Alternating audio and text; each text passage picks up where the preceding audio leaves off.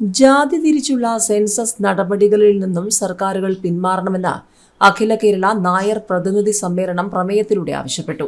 NSS treasurer NV Ayyappan പിള്ളയായിരുന്നു അവതാരകൻ. NSS vice president M Sangeeth Kumar അനുവാദകനായി. പ്രമേയം സമ്മേളനം ഐകകണ്ഠേന അംഗീകരിച്ചു. മതേതരത്വം ഏതെങ്കിലും മതത്തെയോ ജാതിയെയോ വർഗത്തെയോ വിഭാഗത്തെയോ വളർത്താനോ തളർത്താനോ ഉള്ളതല്ല.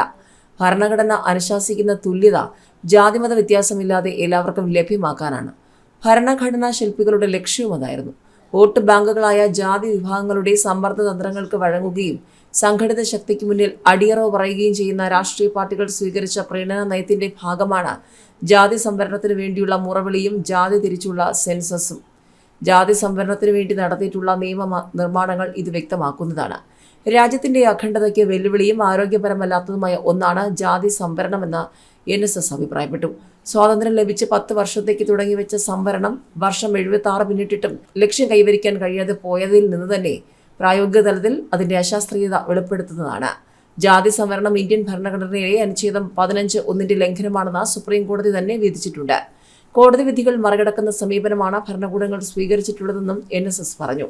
ജാതി സംവരണം നൽകാനുള്ള വാദം ശക്തി പ്രാപിക്കുന്നതും അതിനെ രാഷ്ട്രീയ കക്ഷികൾ പരിപോഷിപ്പിക്കുന്നതും വോട്ട് രാഷ്ട്രീയമാണ്.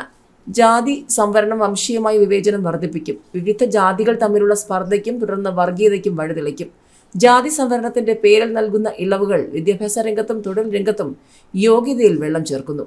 സാമൂഹ്യ മുന്നേറ്റത്തെ പ്രതിരോധിക്കുന്നതും സാമുദായിക ശാക്തീകരണത്തെ പ്രോത്സാഹിപ്പിക്കുന്നതും സങ്കുചിത രാഷ്ട്രീയമാണ്. പിന്നാക്ക ജാതിയിലെ മുന്നോക്കക്കാർ സംവരണത്തിന്റെ ആനുകൂല്യങ്ങൾ അനുഭവിക്കുകയും പിന്നാക്കാവസ്ഥയിലുള്ളവർ കൂടുതൽ പിന്നാക്കാവസ്ഥയിലേക്ക് പിന്തള്ളപ്പെടുകയും ചെയ്യുന്നതാണ് ഗുരുതരം.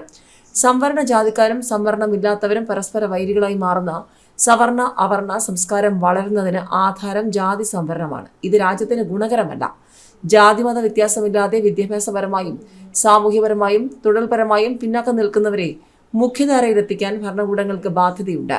അതിനുവേണ്ടി വോട്ട് രാഷ്ട്രീയം മാത്രം കണക്കിലെടുത്ത് വിഭജിച്ചു നിർത്തി പരസ്പരം കലഹിപ്പിച്ച് ജാതിയുടെ പേരിൽ രാജ്യത്ത് വർഗീയത വളർത്തുകയും ഐക്യത്തിനും അഖണ്ഡതയ്ക്കും വിഘാതമായി നിൽക്കുകയും ചെയ്യുന്ന ജാതി സംവരണം അവസാനിപ്പിക്കുകയും ജാതി തിരിച്ചുള്ള സെൻസസ് ഉപേക്ഷിക്കുകയും ചെയ്യേണ്ടതാണെന്ന് സർക്കാരുകളോട് പ്രമേയം ആവശ്യപ്പെടുന്നു.